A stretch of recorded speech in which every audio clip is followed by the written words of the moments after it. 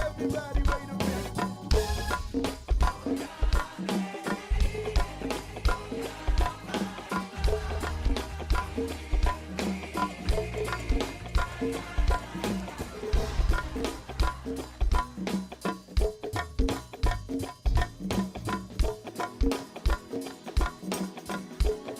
Well, everybody, wait a minute.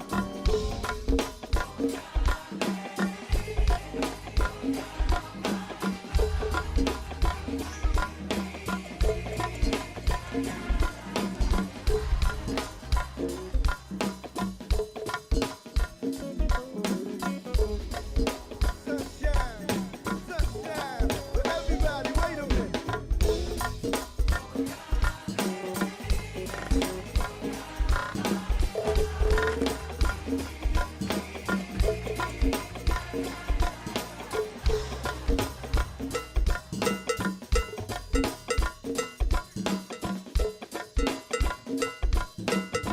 Yeah, but everybody, wait a minute.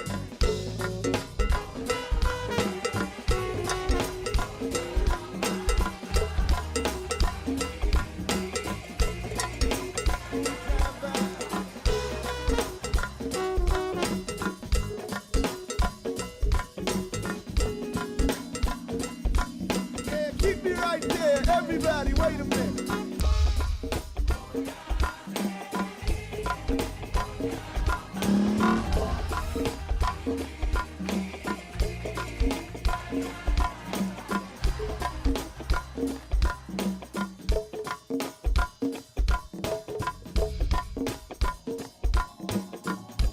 I mix what I like, what I like. I mix what I like is exactly where you want and need to be. I mix what I like organic, vegan, soul food from your immediate diet.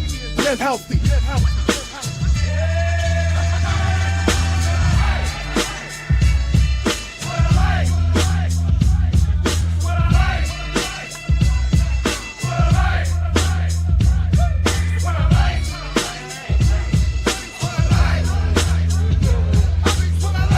I mix what I like, what I We're like. here on I Mix What I Like. You may check us out on imixwhatilike.org, where you can see all these other shows and what my daddy liked and other cool things. Hey, what's up, world? Welcome back to I Mix What I Like. I'm Jared Ball, happy to be your host. Please do all the things. Like, share, subscribe, support the platform however you can, Patreon included, even if you just sign up for free over on the Patreon QR code right up here. That would be great and welcome. And then, yes, and Shitty Matcha has it right. You are soon going to hear the soothing voice dealing with impending doom of Dwayne Monroe. So please do invite others to join you. Like, share, subscribe, put this in your socials. And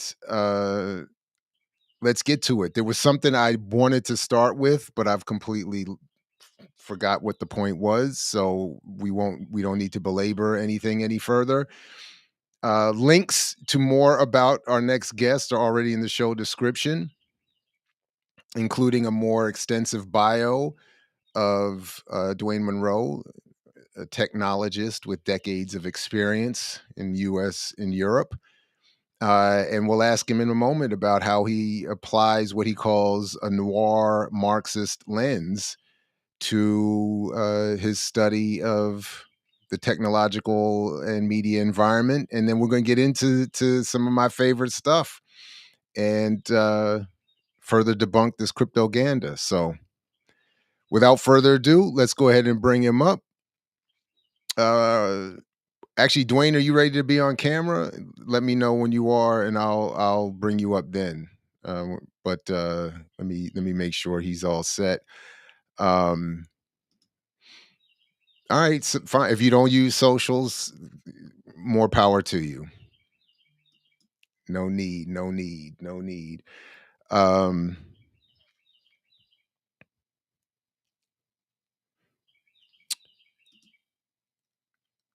Hold on, Dwayne. Let me bring you up. Hey, Dwayne, good to see or hear you at least. Welcome. Hello. I don't know. By the way, microphone check. Am I coming through? Loud and clear. Okay, fantastic. I'm not sure what's up with the camera. Let me see if I can. Let's see. Video input, none. Oh, that's odd.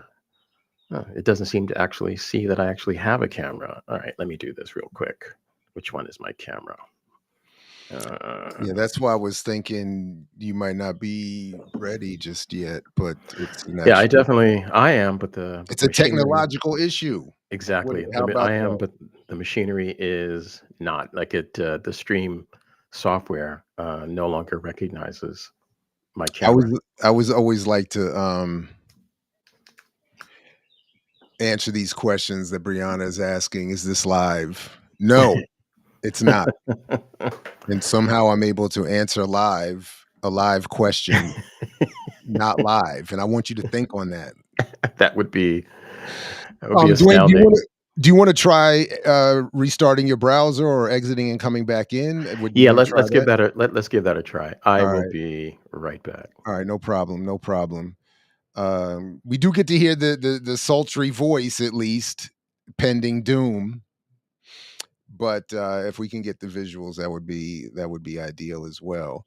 Um, Dang, what was it that I was there was something I was going to so one thing that I know that we're going to be doing here, so when, there was a goal, and I don't think that worked, but there was a goal at one point to, include Dwayne in my, Black Blockchain Summit presentation, and, last minute changes on their end made that impossible, so we figured we would do this one and have a follow-up, discussion that talked about what Dwayne had intended to share during that. And Dwayne, we might just have to go voice only. I'm not sure Yeah, what's yeah. going on. I'm sorry So it about seems, this. the odd thing is that when I when I'm on stage, it says, "Hey, you're all set." And then the moment I join, it says, "Oh, your camera stopped unexpectedly." As we say in what was it? A phrase that we used to use years ago. This is a known issue. That would always be Microsoft's answer. You'd say, "Hey, A known what is it? What is issue. this crazy thing that's happening in this system that has like a million people yelling at me because it's not working?" And Microsoft would always come back. That's a known issue.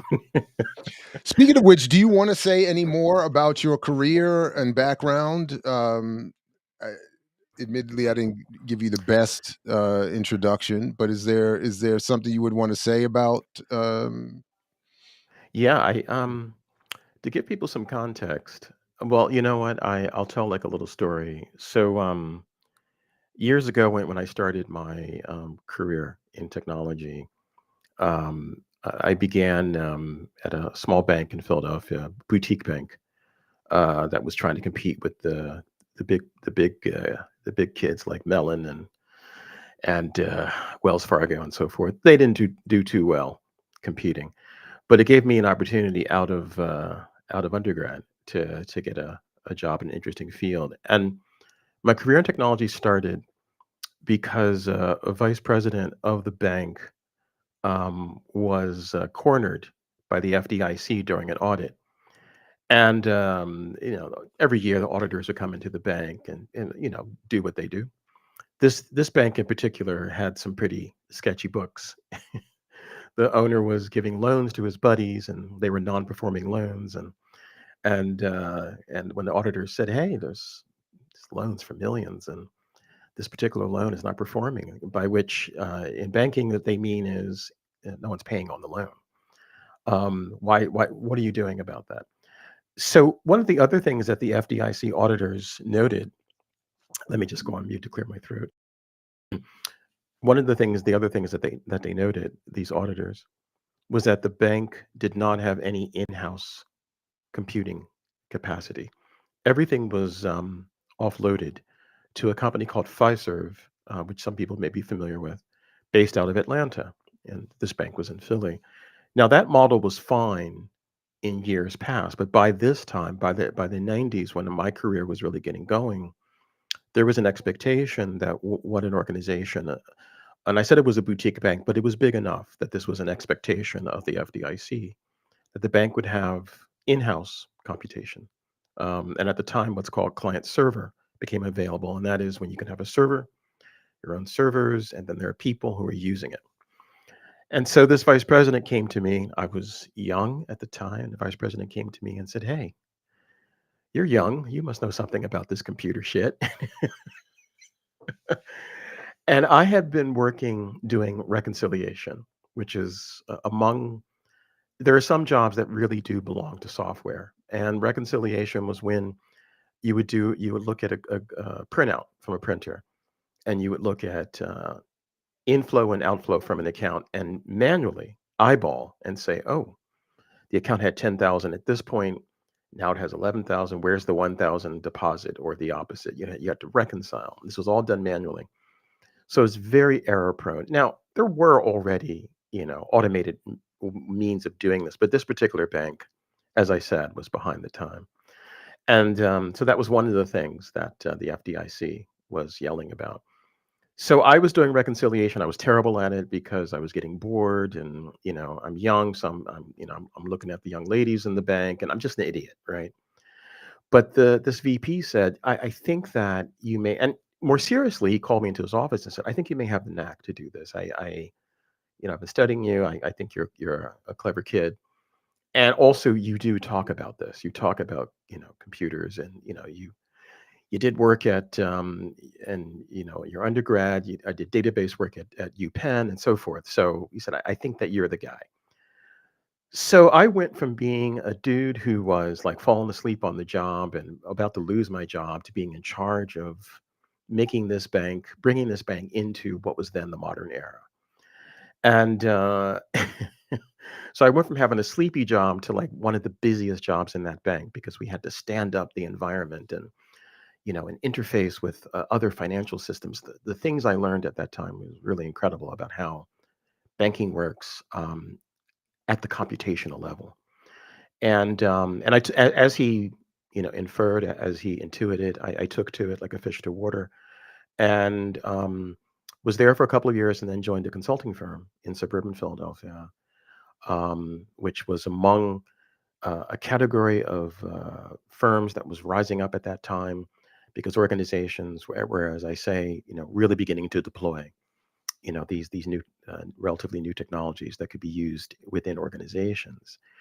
And consulting was really quite an education, because I was exposed to, on a very large scale, because this consulting firm, technical consulting firm, has some very large customers, like pretty much all Fortune 100 and Fortune 500.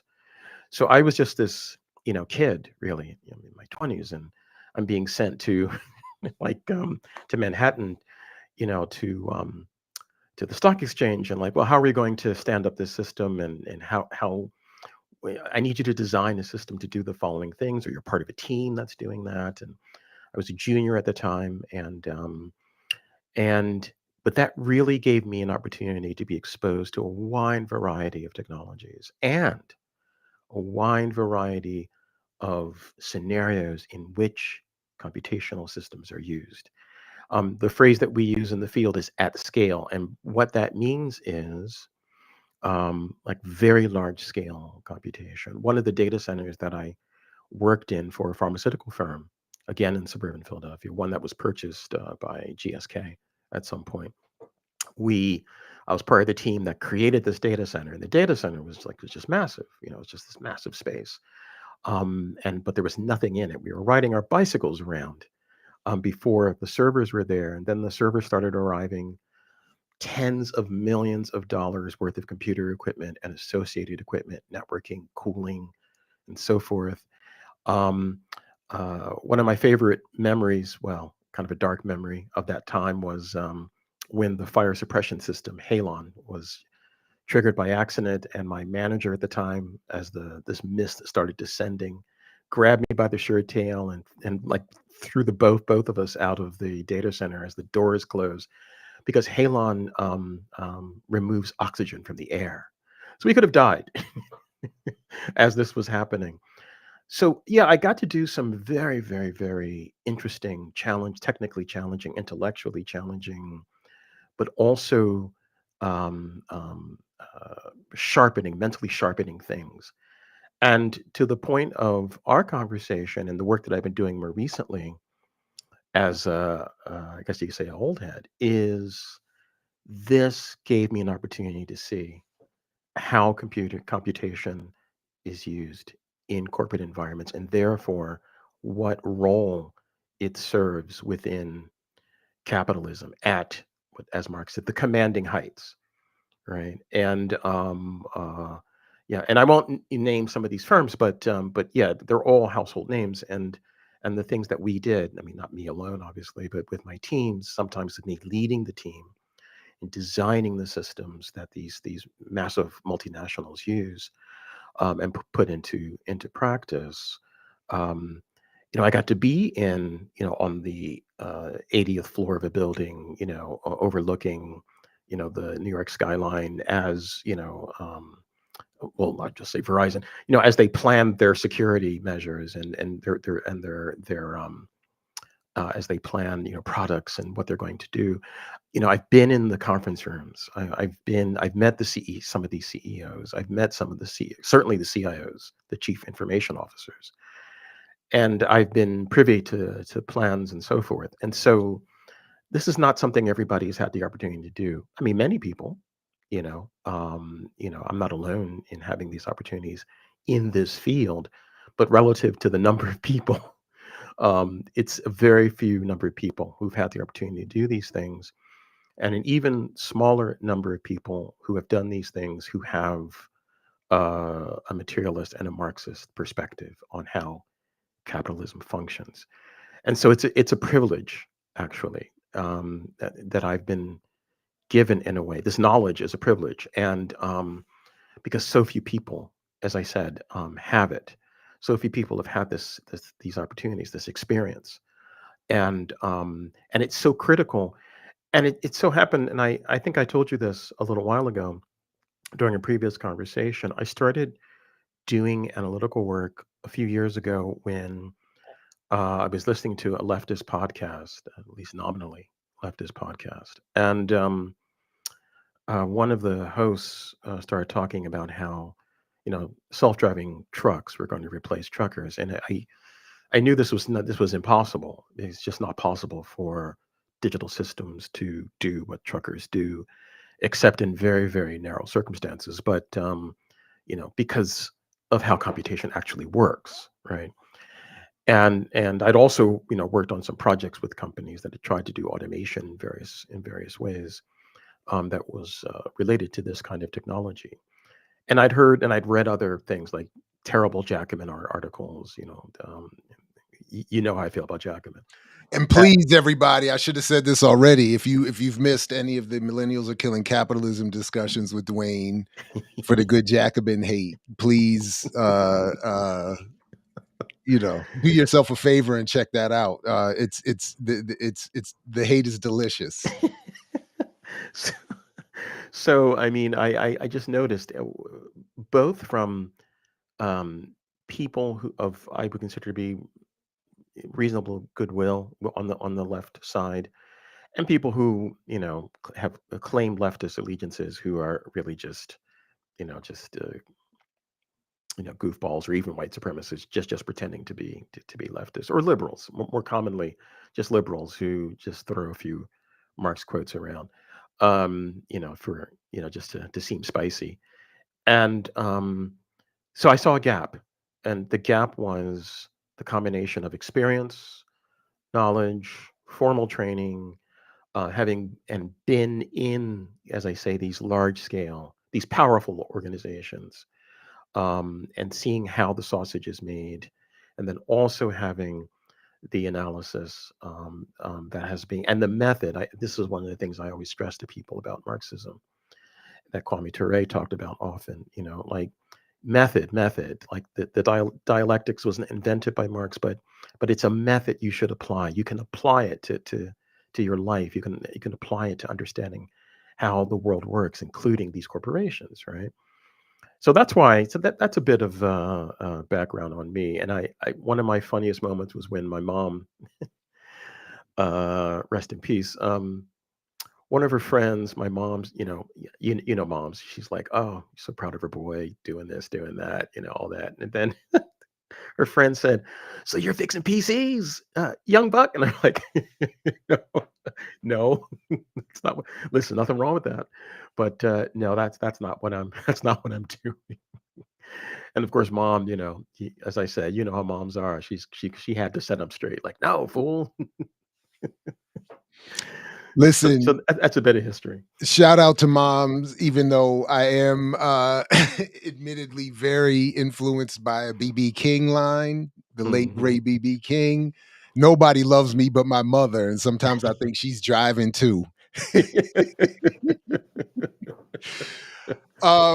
Real quick before we move on, the noir Marxist. Yeah. I had to ask you about that. I could probably guess, but let me ask you to So I explain. Yeah. in addition to the other things I do, of course, I'm a writer, and I take writing seriously, as a craft. And I think that you know, shout out to all the scholars out there, and to the dwindling number of journalists, but in the United States in particular, writing has been, with the exception of certain kinds of fiction writing and some nonfiction writing, but writing the essay form that was so prominent in the 1950s, 60s, and 70s. And that was well crafted by people like Mencken and Gore Vidal and other exemplars of the form of the essay.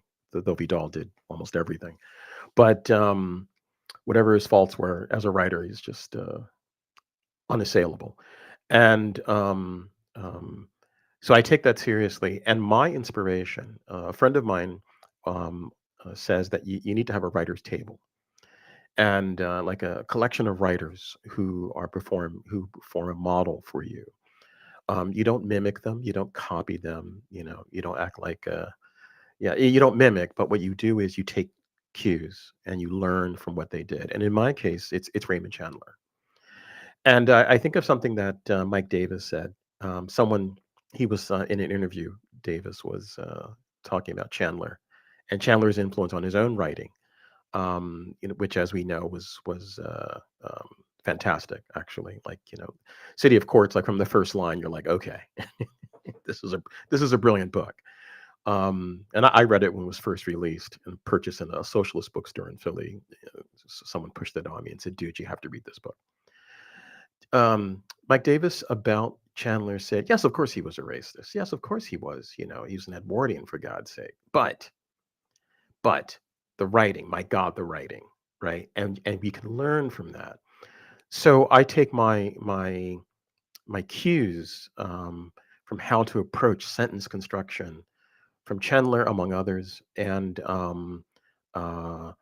and also I would say, a fan of film noir, and the reason is because, and which for those who don't know, film noir was a genre of film that arose in the late 1940s in the United States and kind of died out by probably around 1960 or so. And it was a moment in which primarily European directors, fleeing the Nazis who had come to California, began to make films that were not sunshiny, unlike the films of the Depression era with Ginger Rogers and Fred Astaire dancing around the beautiful set. Because of course it was the Depression, and people didn't want to be depressed, right? They're starving, so they go into the theater for 5 cents and see this gorgeous fantasy world. And it was the French who coined this term film noir, because when they finally got to see American films after the war, after the Second World War, they noted that all the shininess was gone, and what they saw were these really dark films about criminality. Um, but Eddie Muller, who is a scholar of film noir, he wrote a brilliant book about the history of film noir. And in his first chapter, he says that what defined the genre was an understanding that the distance between the respected banker living in his lovely suburban home and the criminal, the gangster, is not as great as people believe. Uh, and in the greatest of noirs, you see this. You see this. There's no distinction, really, between people who are supposed to be respectable and people who are supposed to be, of ill repute. So that, and I think it's an appropriate frame of mind, at least for me, to approaching our world. Chandler wrote an essay called "The Simple Art of Murder," in which he talked about, and this was like 1950 or so, in which he explained his approach to crime fiction. And the line that haunts me from that essay is, "It is not a fragrant world, but it's the world you live in." Right. And that's my attitude. I mean, I'm a nice guy. I smile a lot. I'm a pleasant person. But my attitude towards the world as it is now is that it is, of course, it is a horror show. It is an absolute horror show. That doesn't mean that everything is horrible. It doesn't mean everybody is horrible. And the earth herself is beautiful. And many people are quite beautiful. Beautiful souls are out there. But the world that we are compelled to live in is a horror show. A horror show.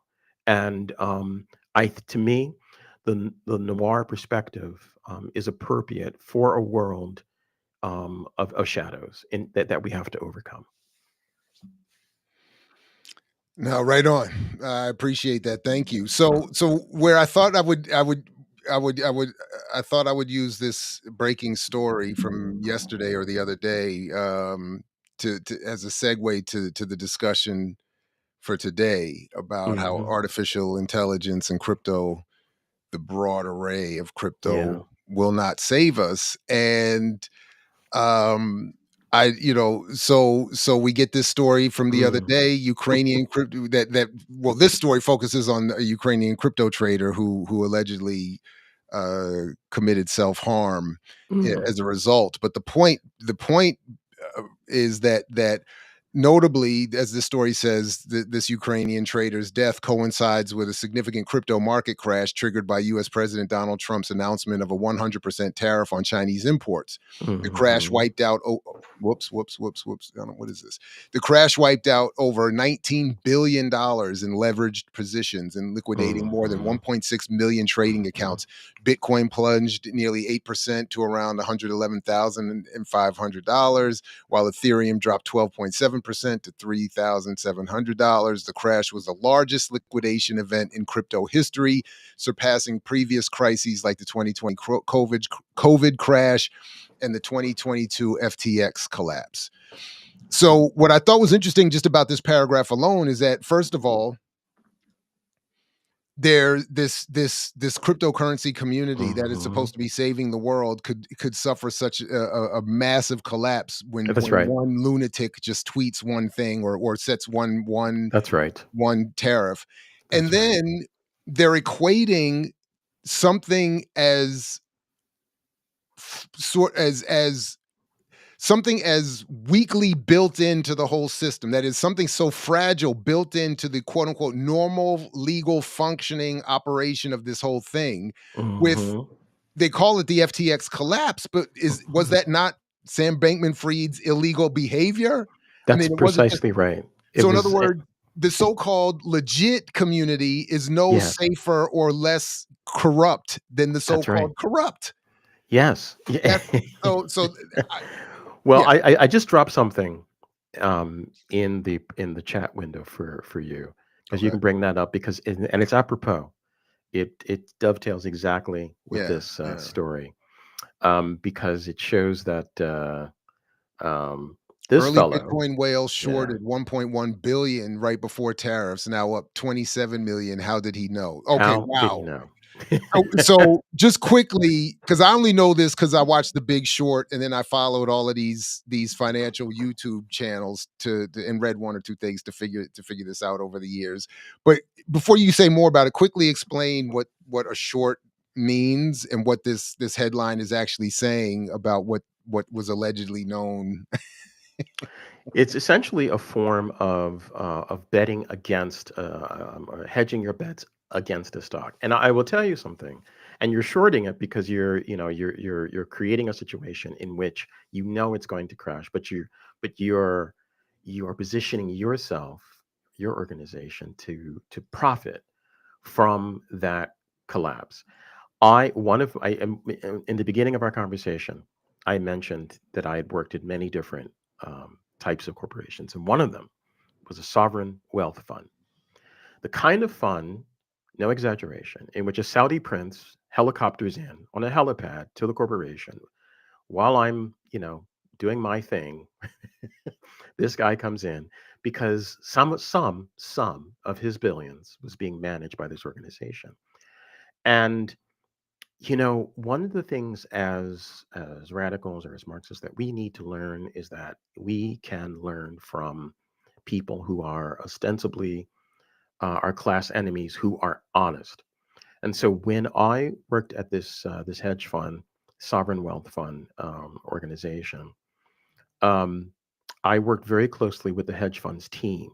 In fact, I watched the 2008 crash in real time on a giant screen.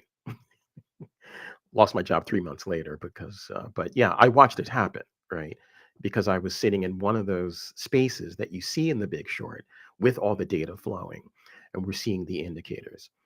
And this fellow, who I worked with closely because I built some of the systems that his custom systems that his team used to do data analytics.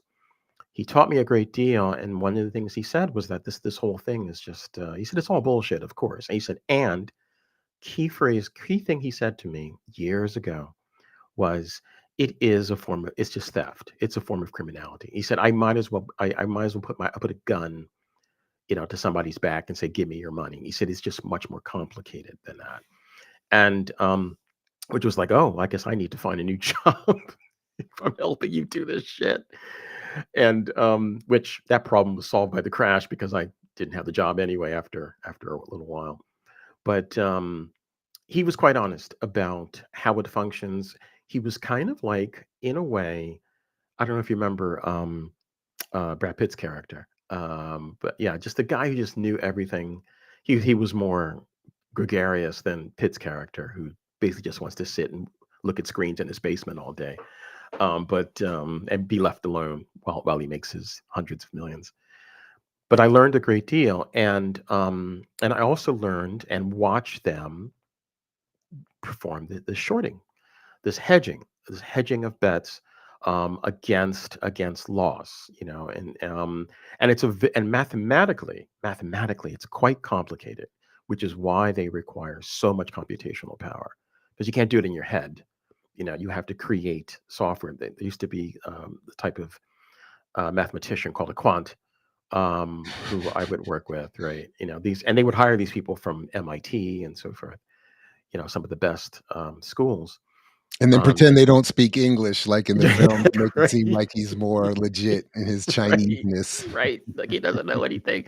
I work with this dude. We used to have lunch every day, and he would act like, oh, I don't know nothing. It's like, dude.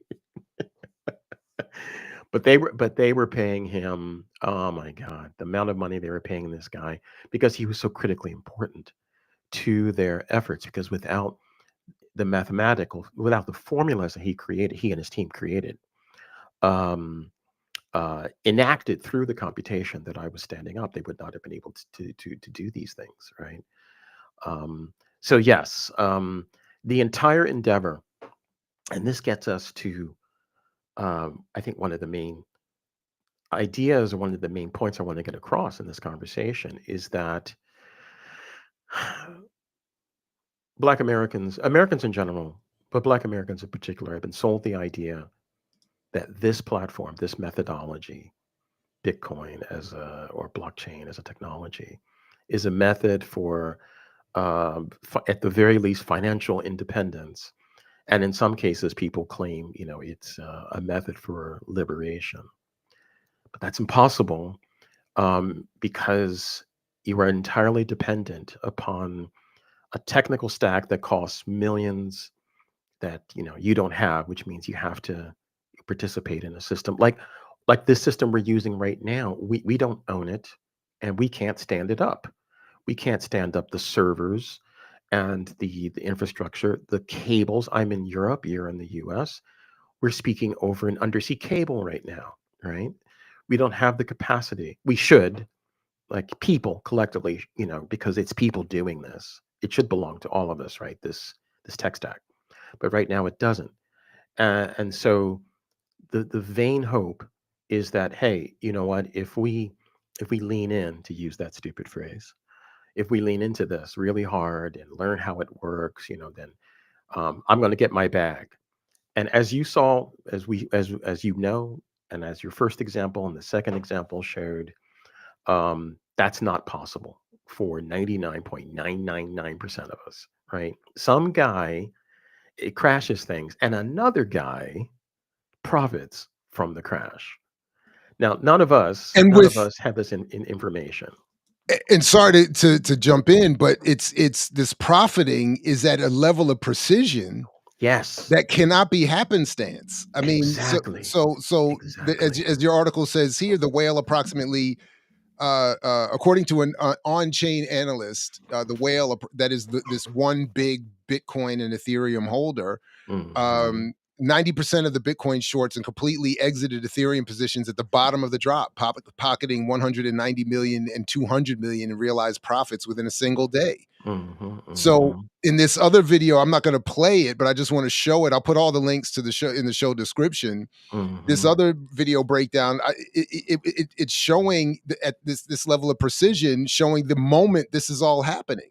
Hmm. So you can't, when people are watching this and they're seeing when these trades are occurring at these exact precise moments, like this video speculates that there's no way the person could have done this without, they speculate, was probably literally in Trump's office when he says, I'm about to Yes, text this right, and right. put out the alert about the tweet about the Exactly, tariff, because the exactly. timing is, and I know as you were pointing out, they have these powerful computer algorithms and compute, But connections the also connections. matter. Connections, human connections matter, Yeah. right? Oh, there you are.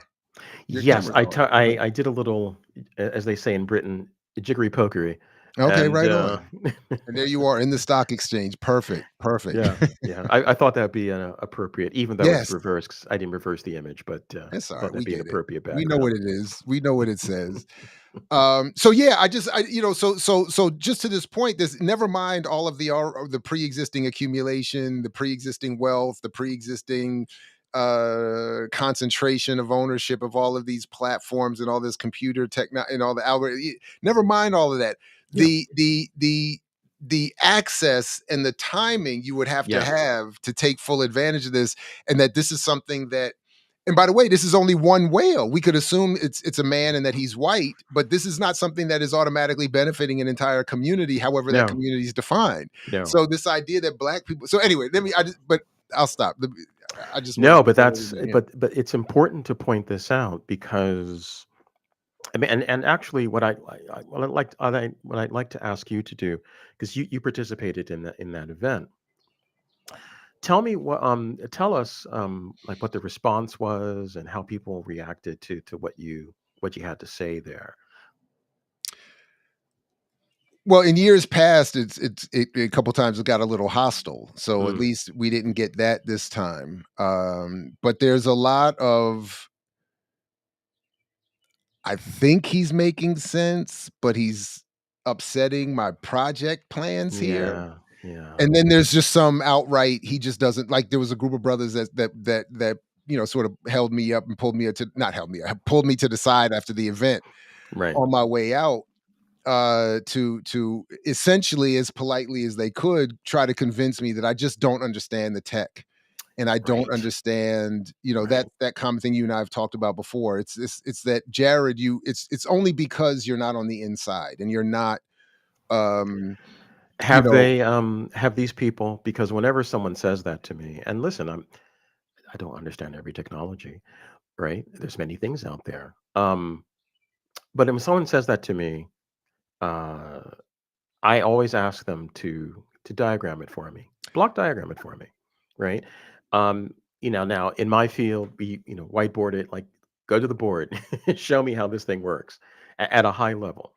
If we don't have that, I have some paper. I still have paper and pencil. Just block diagram it for me, and then once you've done that, if you can do that, because typically they can't, right? The people who say, "Oh," and there are some like AI bros who would throw that, they would try to throw math and say, well, here's this complicated formula that explains how ChatGPT works. I said, yeah, okay, that's good.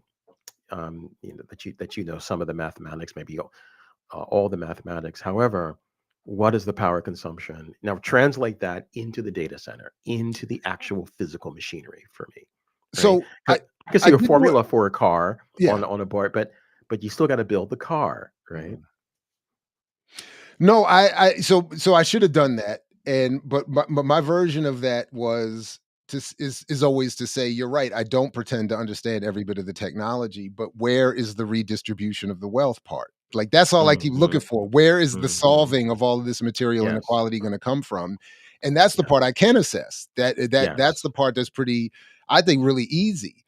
Yes. I do wanna share with you 'cause I shared before, but I wanna make sure you hear this because uh as I was, discussing things after my presentation with folks out in the hallway there, or wherever in the whatever, the convener of the event, rushes over, thanks me, says I did a great job. Which, and I'm always fascinated by how he assesses that. What does he really mean by that? Because we're not trying to achieve the same goal, but he says, I want to introduce you to somebody. And long story short, it's one of the sponsors of the event who is a white lawyer who is was as was introduced to me, and then I looked it up a little bit afterwards, is involved in basically trying to create the legal infrastructure to get the federal government to support crypto technology, the entire Hmm. crypto. Hmm. And he asked me, so his thing was, he works with the Trump administration. He's working with them. He's finding them a very friendly, and I said, but that's why I said during my presentation, I explained why I thought Trump was being friendly, which Hmm. was that the 44% of the campaign financing that came in from the crypto community in the last election was trying to sway these potential presidents to put in legislation that's favorable to Hmm. Bitcoin and everything else. And then I'm saying, on the one hand, this contradicts all the previous claims of these black crypto pushers who are saying we're trying to get away from government, we're trying to undermine the dollar, we're trying to get our money right before we get our politics right. And Hmm. I'm saying that's not how Hmm. it works. The people with money Hmm. use their money to Yes. create policy that will protect it. Yes. And the white dude says, and I said, so this is why I think Trump got involved. He did a 180 on this because he got all this money. He was shown, and then I said, and I had, as you and I had talked about off air beforehand, I did my rendition of what the Russian economist had said, like they're doing this because they're going to do a reserve currency of Bitcoin, and then Hmm. use that to bring in global investment into Yes. Bitcoin, and then switch that out for the national debt, and then Yes. claim that they've gotten rid of the debt and put that debt onto everybody in the rest of the world who'll be left holding this Bitcoin bag of emptiness. And I said, look, I don't pretend to fully understand the details and all that, but I said that's what I think is more like it. And the white dude said, you're right. He said, I think you're right. And then we just sort of, said our goodbyes and went our separate ways. And my point in all of that is, so I say that to say that I think that honest those who hear me honestly, Yes. first of all, they know like, they know the hustle. So it's really Yes. just like, what you're doing. That's I'm right. just the only one in this room telling you that this is what you're doing, Yeah. you know. Um, but a lot of people, so I think I'll stop here, but it's just I think there's a defensiveness around what people have put their hopes in. And again, I do think it comes back to we've been so conditioned out of an understanding of what real movements mean and political Yes. power means, that people want to find this entrepreneurial solution. And if they can just say, I can do some Bitcoin and I can do some blockchain, Yeah. and then I can do this, I don't have to fight or get into radical this, I don't, and then I can make all this money. I think Yeah. so it was polite, but just they Yes. just didn't agree. You know, the one of the problems, and this is why, dialectical thought is so important, because we have to be able to hold multiple things in our head and see the relationship between those things, right? As they move together through time. Which when I tell people, that's all I mean. You may have read some really complicated stuff, but that's it. That's really it. Now, we can do lots of metaphysics and blah, blah, blah, but that is the essence of it. And uh, and so with the hope in this technology, what people are not taking into account is that, and I dropped something in the chat for you as well, which is a bit about Goldman Sachs. There's things that they're not taking into account. One is the political economy, that is to say, the power. And so, if you have, um, let's see, oh, there it is. Goldman Sachs is betting billions on Bitcoin, right? When these entities enter into a space, you have no hope of competing with them. And one of the ideas of the use of blockchain technology, or the use of a ledger, the use of and these various cryptocurrencies, is that you have the ability to somehow amass capital that circumvents the existing flows of capital. But the organizations that command capital are also commanding this space, manipulating this space. So if you are saying to yourself, I'm leaving the dollar world, I'm leaving the euro world, the yen and what have you, I'm leaving that world behind and entering this parallel space in which I can amass capital, you are not, because Goldman is in the dollar world, the euro world, the yen world, the world, everywhere. And they see an opportunity. So they're in this world, this crypto world that you think, or many people, not you, but of course, the person who believes thinks provides them with a path out. It is quite literally a frying pan fire situation. Oh, I finally escaped.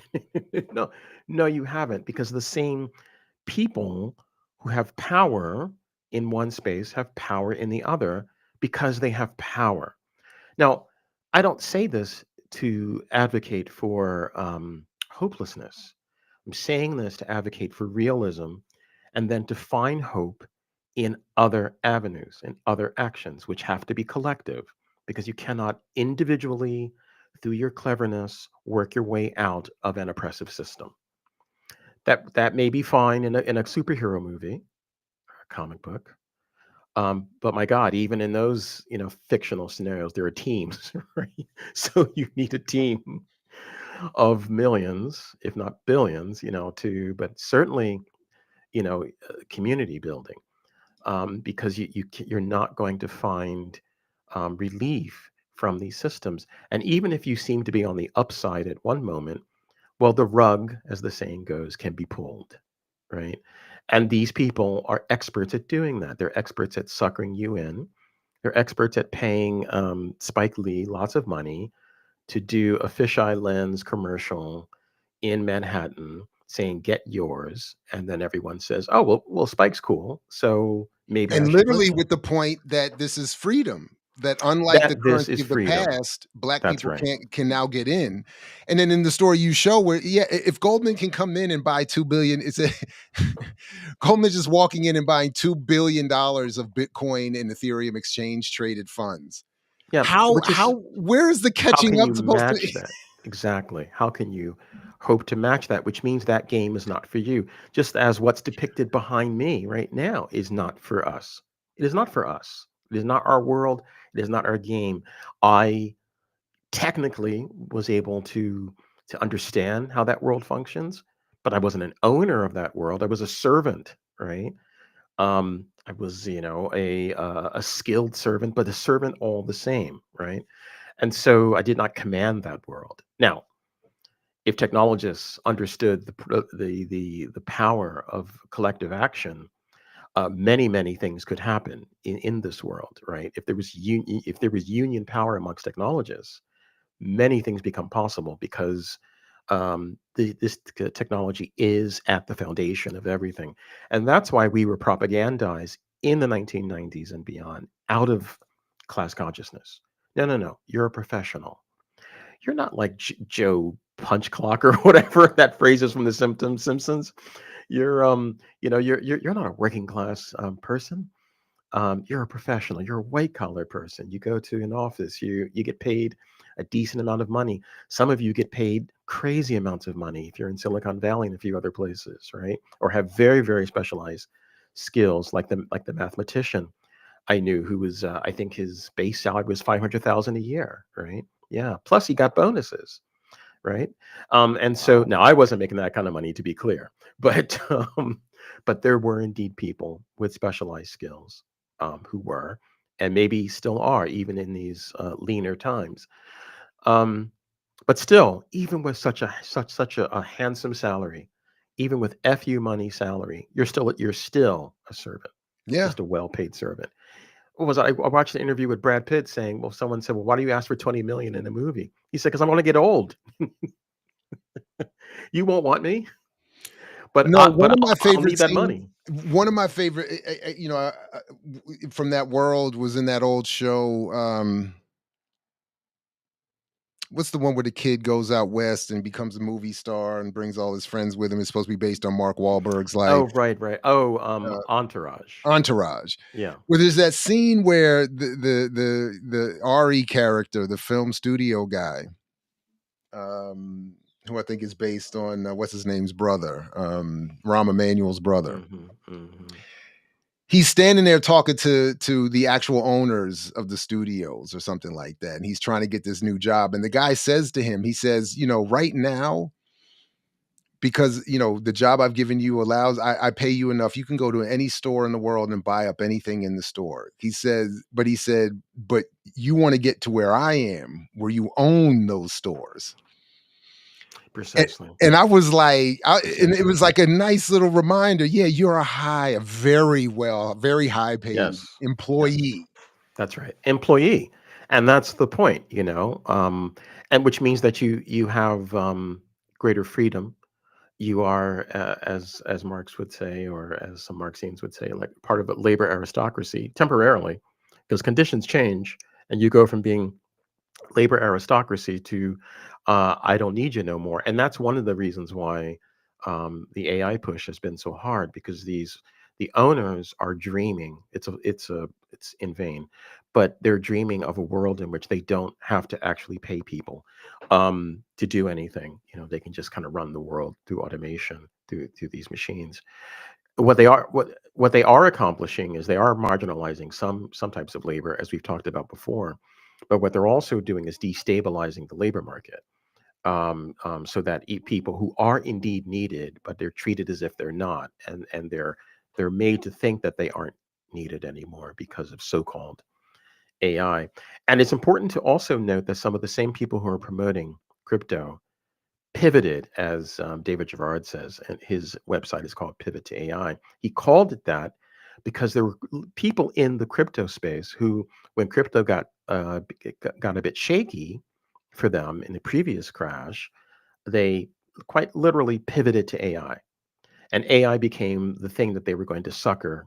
They were going to use to get suckers to pay, and which is, it hasn't worked as well as they would like, because uh, there's no getting around the fact that in order to have compute, you must have data centers, concentrated warehouses, or rather warehouses in which computing power and associated gear are concentrated to create platforms, and that costs money.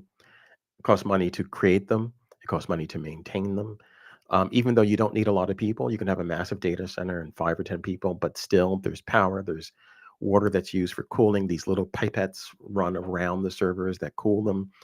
Um, there's many, many, many sources of cost for that, and so the billions that they're spending right now is not producing a return on investment, which is why smart people are saying that we're due for an AI crash, an AI bubble created crash.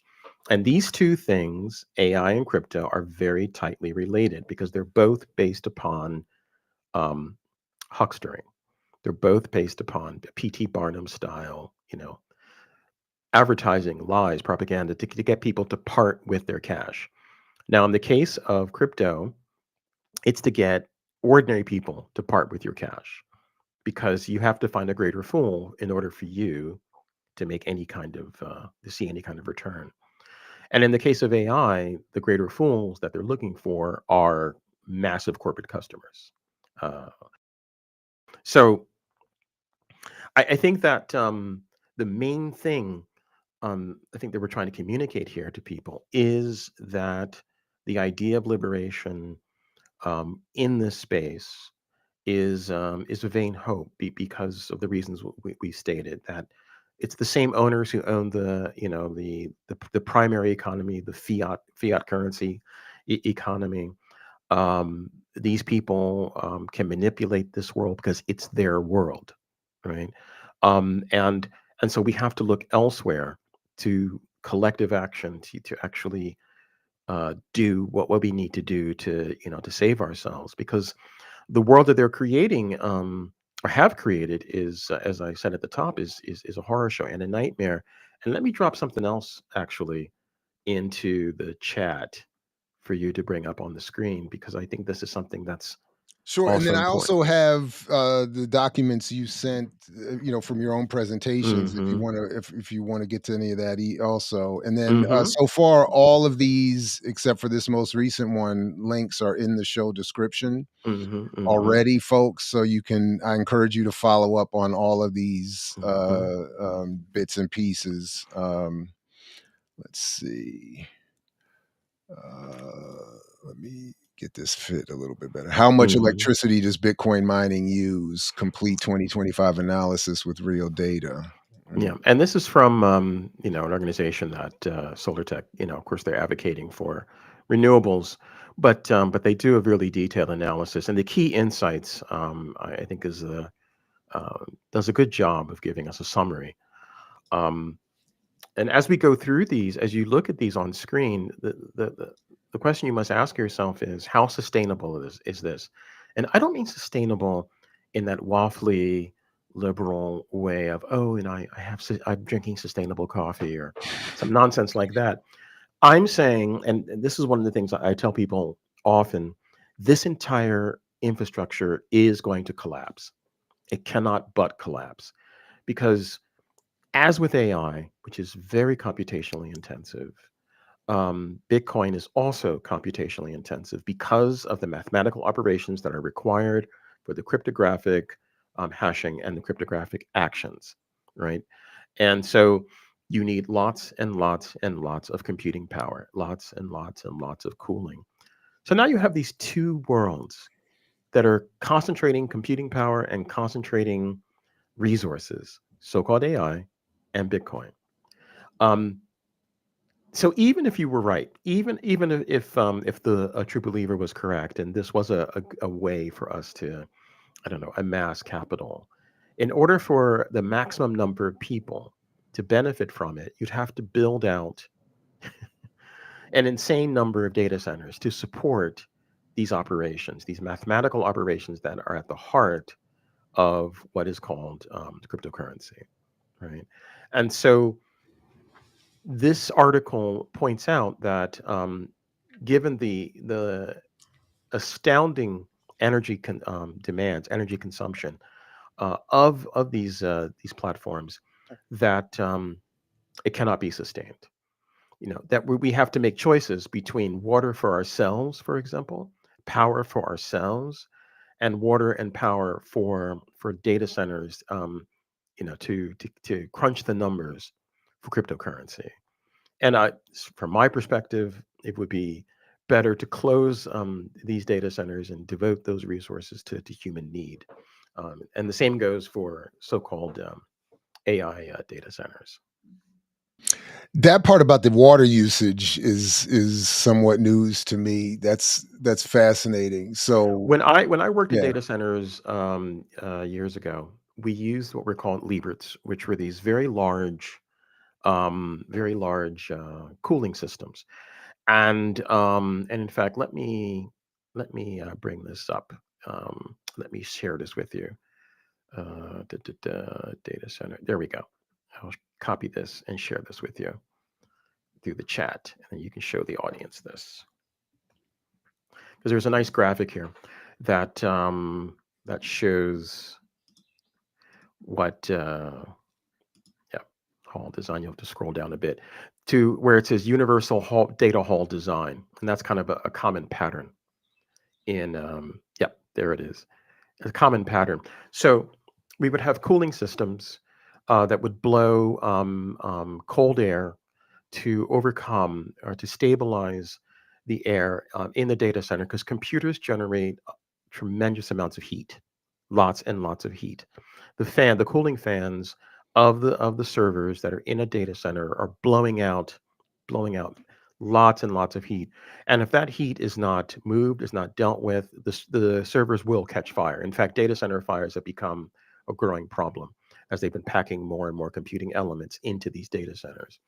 And so, what the data centers I worked in, is you see here, there was like a raised floor, and you would run cooling air under the servers. You create zones of cooling to kind of move the hot air away. This is an entire area of engineering, of like space engineering, in which you are, how are we handling this heat, right? And so one of the modern solutions for this is to run these small pipes of water, cool water, around the servers, through the chassis of the servers, and of course the water then takes on the heat. So then, and as the water moves, it takes the heat away. So these are some of the more advanced systems, but the problem is that it takes lots and lots and lots of water, and so there are situations in which fresh water from lakes is being used as a cooling source for data centers. I think there, for example, Salt Lake City, there's at least one, maybe more data centers that are using, these systems. These systems have become quite common, and they are used extensively. The water-based cooling systems are used extensively in what are called hyperscale data centers that you'll find for Microsoft Azure, which is Microsoft's cloud platform, Amazon Web Services, which of course is Amazon's, and Google Cloud platform, which is of course Google's, and Oracle, and so forth, because their data centers are so large. Therefore, they're packed with so much computing power. Therefore, they generate so much heat. And if you use the water system, the water cooling system, you're going to be drawing water from large bodies of water. And so, how sustainable is this? How many of these can we build? So even if you say, even if we were to agree that, okay, well, maybe this is a good thing for us to do, it has a material consequence that we cannot afford environmentally. And as I say, I don't mean this in some waffly liberal way. I mean quite literally, these things are burning. They are adding to the heat of the earth. They are consuming energy, and and there are stories of communities in which data centers are built. The data center becomes the dominant uh, feature, especially in mid-sized and smaller towns, taking the water, taking the power. There was a story, I think it was in Abilene, Texas, where OpenAI and Oracle are supposedly building what they call, I think, a Stargate data center. It's powered by diesel generators, mind you. So there's no special Star Trekky technology. Diesel generators, just an array of diesel generators. Musk is doing the same thing for his Grok, because there's not enough power on the grid to match what they're trying to do. And they are, of course, competing also with the data centers for crypto. All these things are being plugged into the US grid. There isn't enough power, to keep our lights on and power these damn data centers.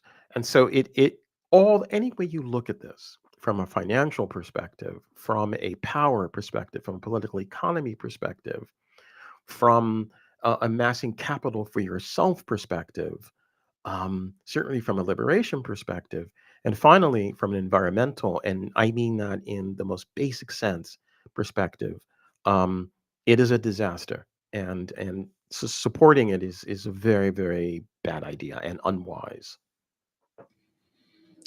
Um, Well, first of all, is there anything from the documents you've already been working from or prepared that you wanna have us look at?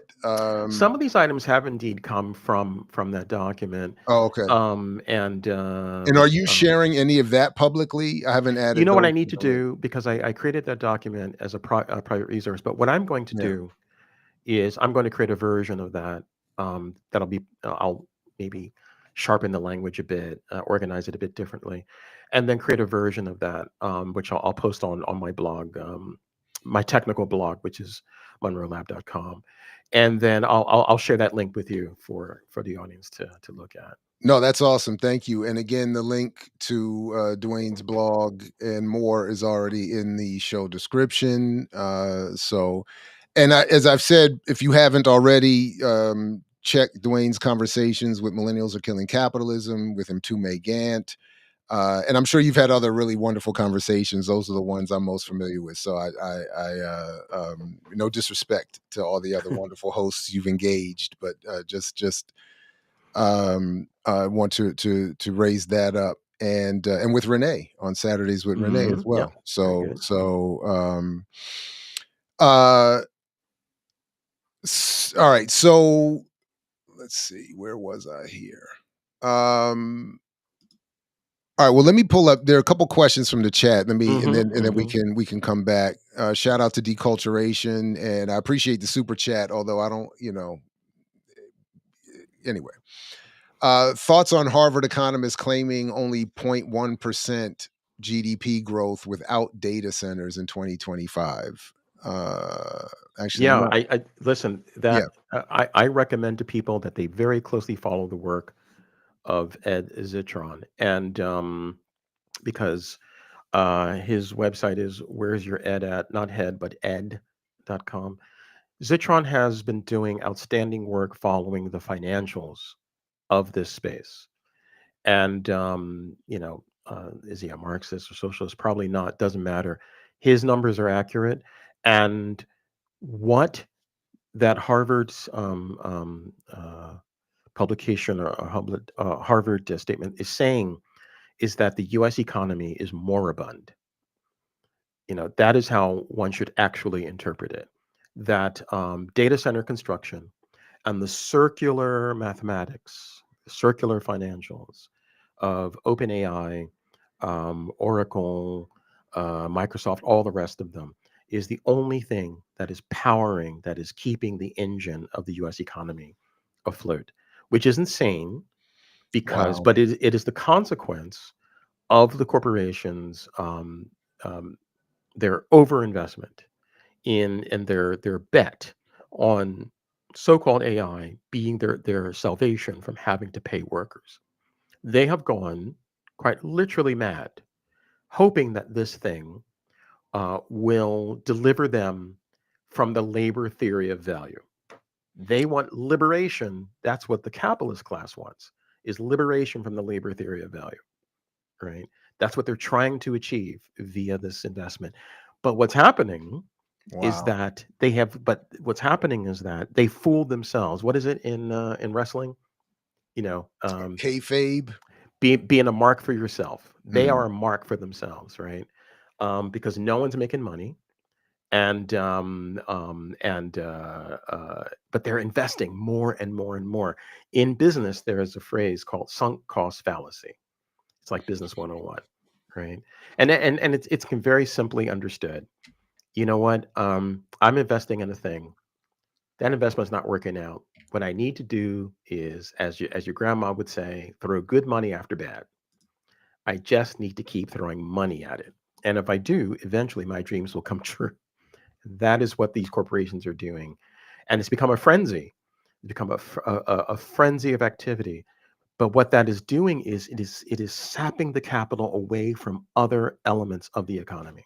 There's a graphic that was put out a little while ago, that I wish I had handy, because it's a beautiful graphic from, I think, Bloomberg, that just shows all the interconnected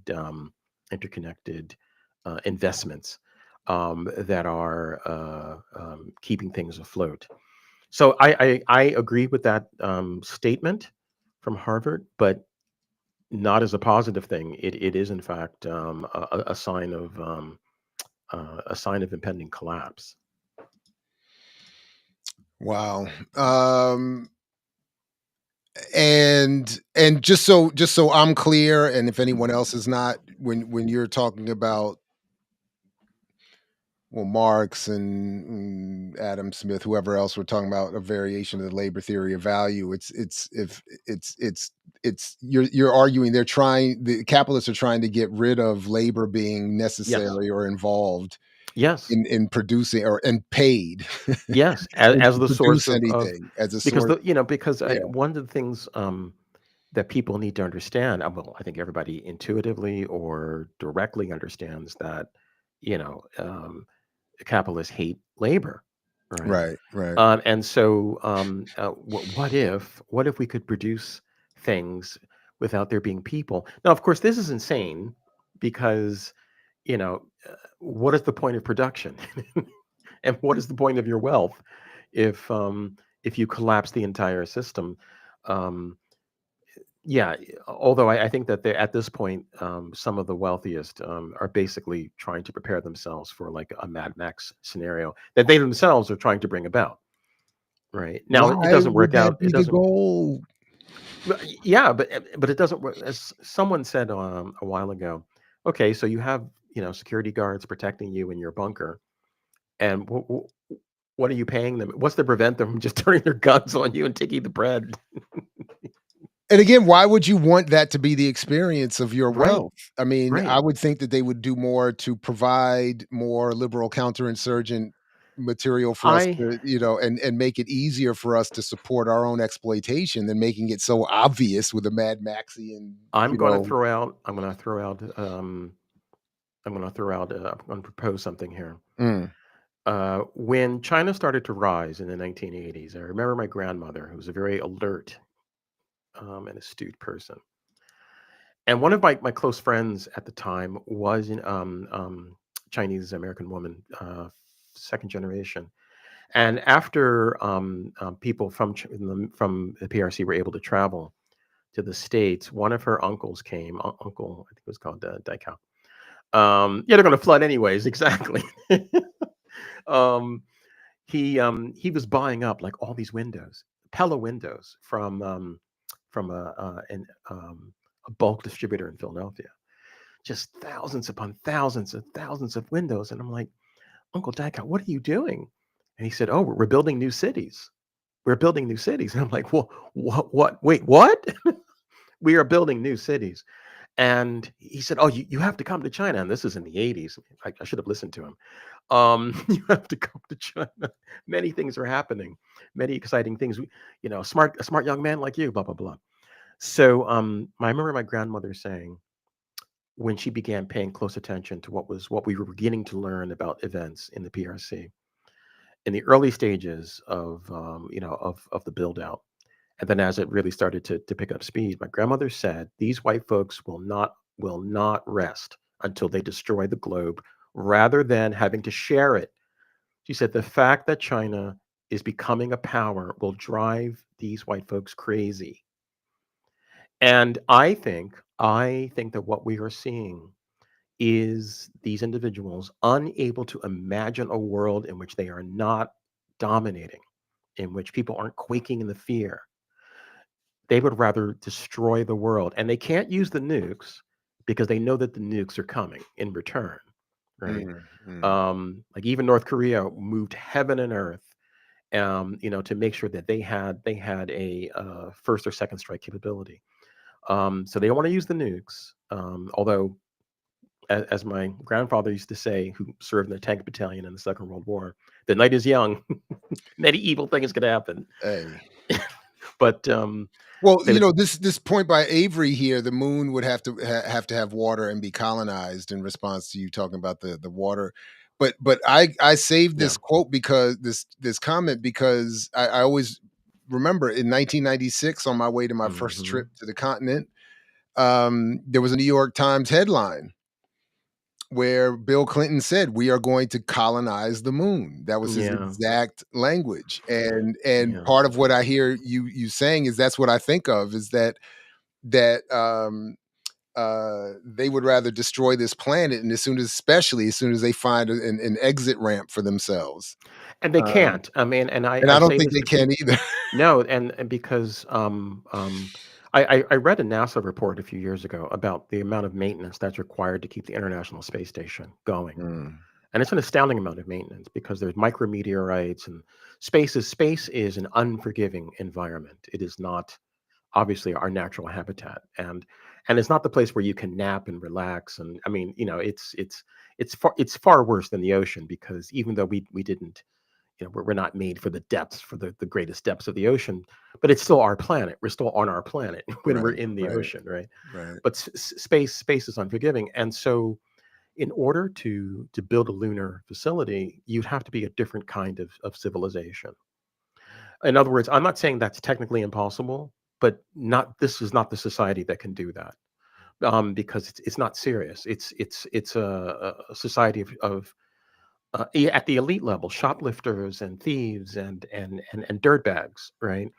And mentally, that type of person, that type of cohort, is not equal to the challenge of space. So who knows what a different kind of society could do. I mean, there's limits. I mean, Mars is a hellhole. There's limits to what we can do, but hundreds of years, thousands of years of steady development, I don't know. I can't predict the future, but I can predict the future in this society, this Mm, global order that these folks have stood up, because they are not equal to it. They cannot do it. Anybody who believe, my God, Elon Musk can't get his Starship rocket to reach orbit in 2025, something that was possible in 1965, 1955, right? These are not the people. These are not our right. elites, are not the people to do this kind of thing. So we don't have to worry about them fleeing into space. One of the things about that movie, Don't Look Up, that really pissed me off.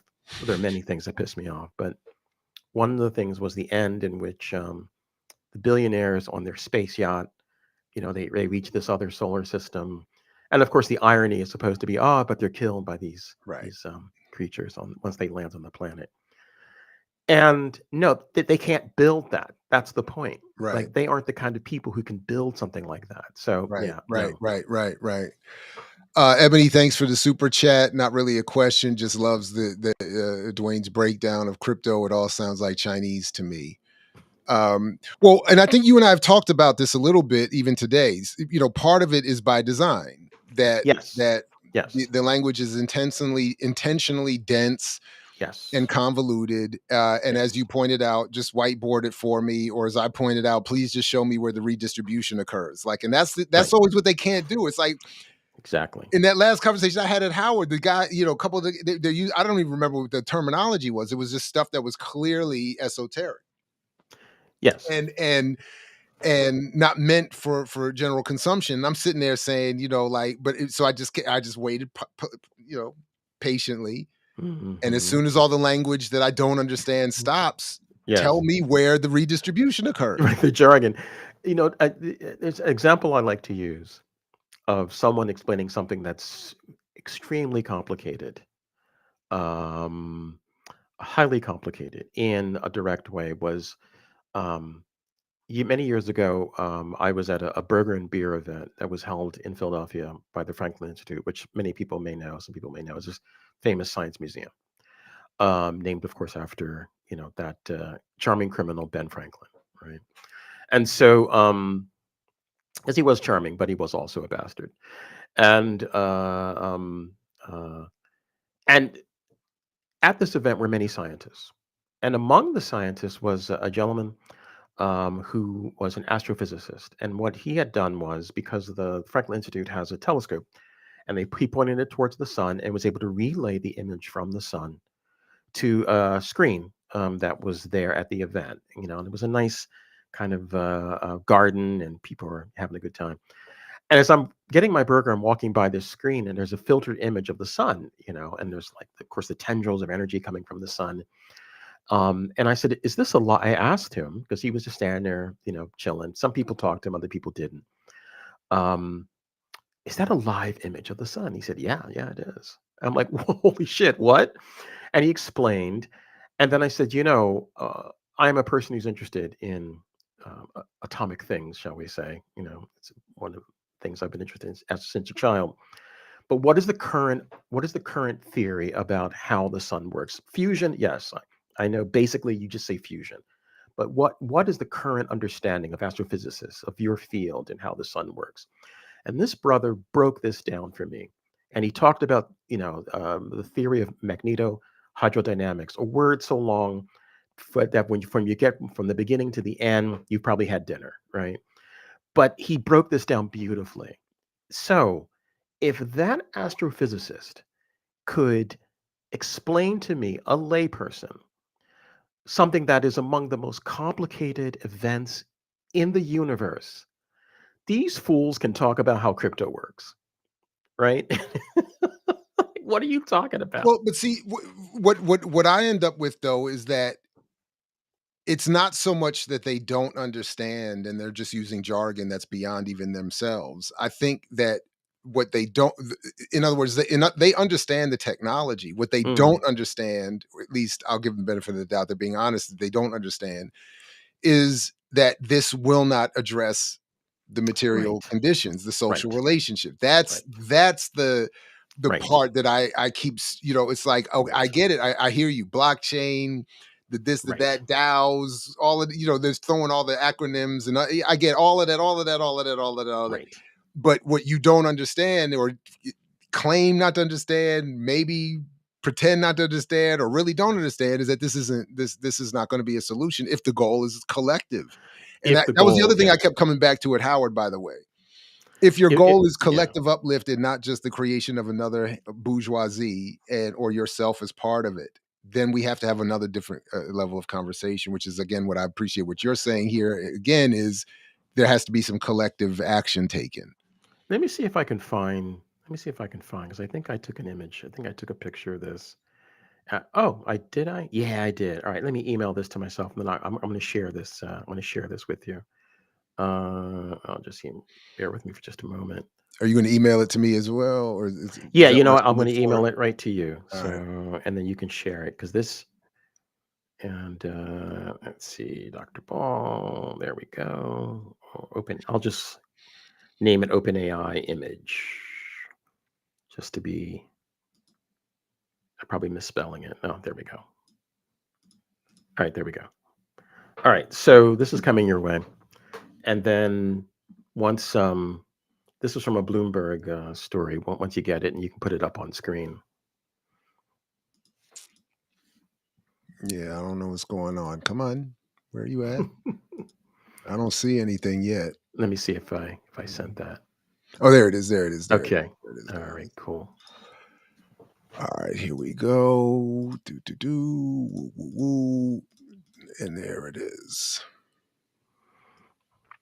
And see if you can make that. Yeah, let me fix that here. Yeah. Let's do, do, Oh, there we do. go. All right. Perfect.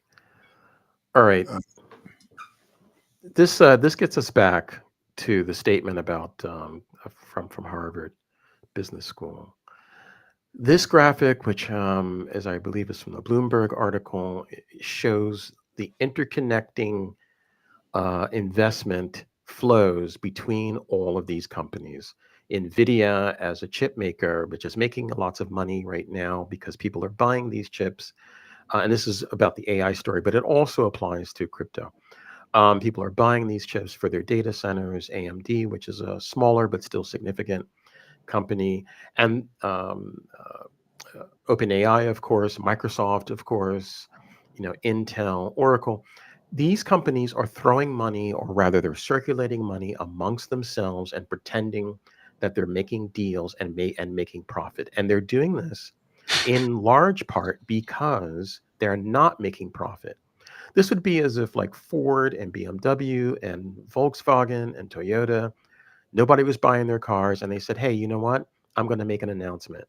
Volkswagen has like a 300 billion euro deal with Ford, and but nobody's buying the car. But the activity, the churn of activity looks great, and the market rewards these companies for this. The only company really making money, as you can see from this, is Nvidia. because NVIDIA has a physical product, the actual processing units, the game processing units, the chips, the special, and actually they've built specialized chips for so-called AI. They're the only ones making money. And when this collapses, they'll be fine because people will still need computer chips and they'll retool. But all the other entities, with the possible exception of Microsoft, because Microsoft seems to survive everything like a cockroach. But these other organizations, certainly OpenAI, So where it says are doomed. 3.9 trillion under Microsoft, that's what is that number? That's their investment in all of this stuff? That's their market cap. That's okay. Yeah, yeah. That's their market cap. Oh, But so in some of NVIDIA is actually bigger than them at the moment. Is that what yes, I'm seeing correct? yes, yeah, Wow, okay. yeah, yeah. Based upon, of course, the valuation that's Right, offered right. by the street. But and now of course, you notice that Nvidia and Microsoft are big because what do they do? Well, Nvidia, as I said, they actually make chips, so people use them. And Microsoft, actually has products that people use. They've been trying to promote this Copilot, which is an implementation within the Microsoft world of OpenAI's ChatGPT technology. However, Microsoft has other products that people do actually buy. Corporations are all very much dependent upon Microsoft, and so Microsoft can also survive a crash because governments, private entities, individuals are all tied into Microsoft.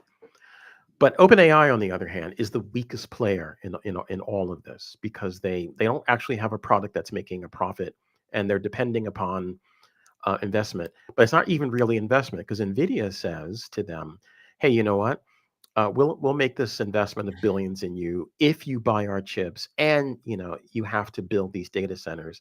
And so the OpenAI then goes to Oracle and says, "Well, let's partner, and then we'll build these data centers in Abilene, Texas, to get started." But no one has the capital. And Sam Altman says, I need $1 trillion. No, I think Sam Altman, I could be wrong about this, but I think he claimed that he needed like 17 trillion or 7 trillion. An insane amount of money that the capital market said is more money than exists within the global capital system just to build data centers, right? So that's how insane this visual shows you how insane the situation has become. And even though crypto is not referenced here, it is indeed part of this world. This world that some people are saying, you know what? We'll be able to do well. We'll be able to make money. We'll be able to liberate ourselves. No, no, you're not, because this world is clearly completely out of control. In a way, I think that even some seasoned observers of the markets are saying they've never seen before. It exceeds previous, because at least with the 2008 crash, it was very clearly understood that yeah, for what exactly? For what? For a chatbot? Give me a fucking break. It is so absurd.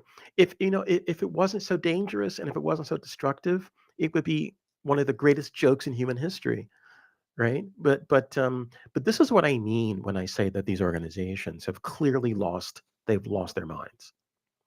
Because with the 2008 crash, they took an actual thing, houses, put mortgages on top of them, slice those mortgages, and I watched this happen, as I said earlier, slice those mortgages into so-called tranches and then they made collateralized debt obligations and structured debt obligations, structured investment vehicles, and so forth. And the hedge funds company where I worked, I saw these things in action. But at the base of it all was an actual thing, a house, right? As insane as Right, that got. right. But this is nothing. This is literally nothing. So, forgive this horrible segue, but with all this bad news, never mind a genocide in Palestine, Oh my God. things have actually gotten worse. Yeah. D'Angelo apparently passed away Oh, after losing a Jesus. battle with pancreatic cancer. So, rest in power. Yeah. And as some of my friends already commenting in some text message exchanges, that means the child that he had with Angie Stone lost both of their parents within about a 6-month period. So Holy so holy crap. that's a Yeah. lot of trauma there. Yeah. And D'Angelo was on my bucket list. I had Mm, an APB out. Any concert in the world I would show up mm, at because the one I had slated to see years ago, he had to miss because he was sick. yeah. So, black men in particular, I just went through a pancreatic examination Mm, thing. Please do it. Pancreas, colon. mm. There's Yeah, another I'm one. due. I'm due. Yeah, So we all gotta. It's do this testing. uncomfortable. It's scary. It Yeah. feels like a complete, abuse of time. But But I am. the But I'm screening is also important. like I take it as all as an act of resistance. Like I Mm, to motivate myself in the sense that I'm one of the few to have this much health insurance, and I'm gonna use it. I'm mm. gonna make them use it to keep me Exactly. relatively healthy, Exactly right. while they're Yeah. denying it to everybody else. So anyway, sorry to hear about that, and didn't want to just, but I didn't want to just act like I was not seeing the news. No, that's And fine. That's fine. um, um, but just to add that much, but as the chat has pointed out, if we have to share this with anyone, we would want to hear it in a discussion with Dwayne, who can make all Wow. nightmares sound at least a little better. But No, um, yeah, that's yeah, yeah, that's so yeah, man. I have some fond memories of some really lovely house parties, with D'Angelo's, Oh man, yeah. I mean, yeah. I just interrupted my class last week to point out the Mhm, fact that this young R&B cat Giveon, mm, who my daughters and everybody, my students like very much. He did a rendition of D'Angelo's Untitled mm, and messed it up. So yeah. I stopped my class the other day and played both versions so I You could gotta hear the show original. him. Yeah, I got to show you where like you got to appreciate this musical genius. And yeah, I'm just sorry about all of that. Yeah, That's terrible. So yeah, listen, Dwayne, as we start to head towards the close here, is there yeah. anything else you wanted to make sure we got to? Are there any questions in the chat that we missed that folks might want to recirculate here? Um, um, I yeah. if there's one thing I would ask folks to take away from this conversation, it's that these things that are presented to you and promised to you as if they're magic are all they're machine it's machinery, it's material. And also it's something that people who have capital control. The phrase that I use is command and control, borrow from the military, right?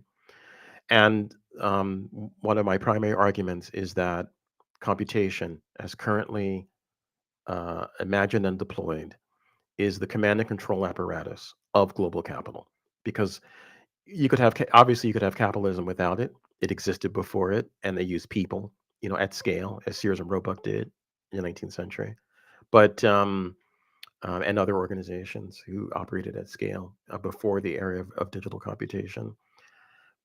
But computation has supercharged it and has also brought into existence forms of surveillance, propaganda, and also just bamboozlement, as is the case with this crypto nonsense. Dangerous, dangerous, pernicious nonsense. Because it breaks my heart to see people who really all they want is just to have a better life. All of us, that's all we want, just have a better life, right? Speaking of which, And real quick, Dwayne, sorry, yeah, real quick, you said earlier if I forgot exactly how you worded, but if the technological community were organized differently, some yes. wonderful things could have. Like, what could we end maybe on some positive note, even if it's a fantasy of what the technological world that we have already evolved Mm. could do, were new forms of political power applied It's to really it? very simple. All the systems that are used all over the world eventually break. I will tell a brief story that explains what I mean. So years ago, I was working at very a multinational chemical firm, and Roman Haas, as a matter of fact, which was purchased by Morton Salt, I believe, at some point. And then there was a super fun site. It was very funny. Like the executives did no due diligence, and then they They fucked around and found out. It was like an EPA Superfund site. I'm like, oh, how come nobody told us that? Did you ask?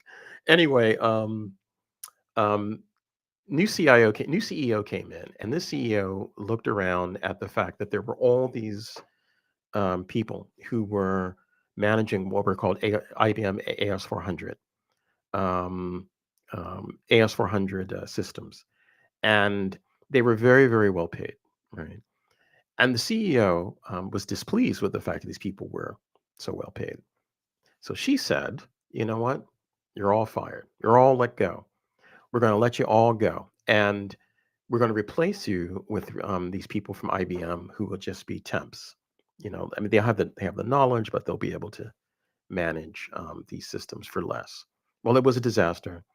There was a skeleton crew, and so over time, the systems drifted from what we would call a nominal state, like they're operating in a way that was useful to the scientists who designed the products for this company. And so they began asking folks to come back, and yeah, they came back all right, but they said, you know what, we now what we want are employment contracts. We want to be able to determine what our labor power is now, because you discarded us, but now we're going to organize, because you understand reluctantly, begrudgingly, you understand that without us, these computers, these massive systems that cost millions of bucks, eventually go sour. Something goes wrong. You need people to intervene. They can't fix themselves, right? That's what I'm talking about. That there's labor power in the technology community that it does not fully understand uh, at scale, because there's the Silicon Valley cohort that are all that are mostly libertarian wackos, and now we realize that they're like basically surf Nazis. Um, there's people outside of that world, but they're working, and they're paying their mortgages, and they're trying to hold on to their relatively decent salaries, right? As a, I wouldn't say pampered class, because you're always looking over your shoulder, but you're paid more than a lot of people are, to do this kind of work, um, and so what's lacking is an understanding that if there was collective labor action by technologists, that large parts of this system would not function. That you literally have them by the nads, right? And that's why so much effort was put into convincing us that, well, no, don't think that way. That's how a blue collar guy thinks. You need to think like us, like the owners, like the senior managers, like the rulers. You're sitting in this lovely conference room with us, and that, of course, was of necessity. But they would blow smoke up your ass that you're there as an equal, and which of course you're not, right? But you're treated as such. People are very good at this kind of thing, and that's what I mean. That if this sector of labor, the technology sector of labor, understood the potential of its collective power, many things could happen. Many positive things could happen, because capitalism, as we understand it, could be brought, yeah, to a standstill in many cases. Yeah, and so yeah. Sounds a lot like Workers of the World Unite. Well, yeah, pretty much, yeah. Dwayne, as always, you lived up to expectations. Thank you very much for this. I look forward to more, because Mhm. I feel that my own sort of forced interest in this subject area will continue, and I'll need to rely on your approach and expertise. And definitely I'm going to start tapping into more of your work, linked in the show description. So Mhm. uh, big thanks to doing this again. And yeah, I really appreciate it. This has been Yeah. great. Thank you for inviting me. Anytime. So listen, everybody, salute to Dwayne. Thank you again, Dwayne. Really appreciate it. And again, please check all of his interviews with Mtume Gant, Millennials Are Killing Capitalism, and then the links in the show description to his own show and his own work. And yeah. Anyway, thanks again, Dwayne. I really All appreciate right. it. Take care now. Peace, peace, Ciao. peace. All right, everybody. On the way out, please do like, share, subscribe, do all those things. And check all the links in the show description. There's a lot of stuff in there to follow up on. Thank you, Simon, for the super chat. Appreciate it. Where did it go? There it is. Wait, where did it go? And thanks to everybody who was able to make it here live, and to those who will see this later. Peace to you as well. And yeah, everybody. Again, peace only if you're willing to fight for it and organize collectively, like Fred Hampton used to say. And again, I'm forgetting something. There is something I wanted to share that I have not been able to recall or find a note on for 2 hours now. But again, as Fred Hampton used to say, only if you're willing to fight for it. Catch you next time. And what do you sacrifice? Calm, kindness, kinship, love. I've given up all chance at inner peace. I made my mind a sunless space. I share my dreams with ghosts. I wake up every day to an equation I wrote 15 years ago for which there's only one conclusion. I'm damned for what I do. My anger, my ego, my unwillingness to yield, my eagerness to fight, that set me on a path from which there's no escape. I yearn to be a savior against injustice without contemplating the cost, and by the time I look down, there's no longer any ground beneath my feet. What is my sacrifice? I'm condemned to use the tools of my enemy to defeat them. I burn my decency for someone else's future. I burn my life to make a sunrise that I know I'll never see. Now, the ego that started this fight will never have a mirror or an audience or the light of gratitude. So what do I sacrifice? Everything, everything, everything, everything. I mix what I like, what I like, what I like, what I like, what I like.